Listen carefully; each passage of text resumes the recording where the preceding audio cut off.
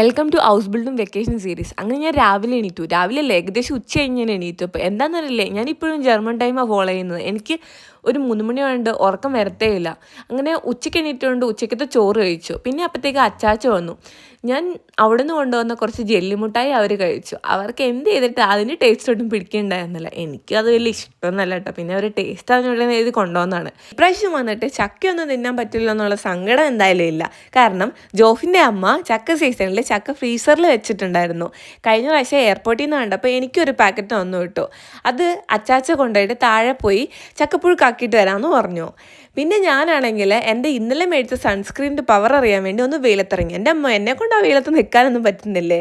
അപ്പോഴേക്കും അമ്മ തയ്ക്കാൻ വേണ്ടി കയറി. ആ ഗ്യാപ്പിൽ ഞാൻ അച്ഛനോട് കുറേ നേരം വർത്താനം പറഞ്ഞു. അച്ഛൻ ഇവിടെ വെക്കേഷൻ ഇല്ലാത്ത എനിക്ക് ഭയങ്കര വിഷമമാണ്. പക്ഷേ ലൈഫല്ലേ, നമ്മൾക്കത് അഡ്ജസ്റ്റ് ചെയ്തേ പറ്റത്തുള്ളൂ. അപ്പോഴേക്കും മോൻ്റച്ചി വന്നിട്ടുണ്ടായിരുന്നു. മോൻ്റച്ചി എന്ന് പറഞ്ഞിട്ടുണ്ടെങ്കിൽ എൻ്റെ അമ്മയുടെ അമ്മ. പിന്നെ ഞാൻ പേരയ്ക്ക കഴിക്കാൻ തുടങ്ങി. ഞാനിവിടെ വന്നിട്ട് ഏറ്റവും കൂടുതൽ കഴിച്ചത് പേരയ്ക്കയാണ്. ഞാൻ ജർമ്മനിയിൽ അങ്ങനെ പേരയ്ക്ക കണ്ടിട്ടില്ല.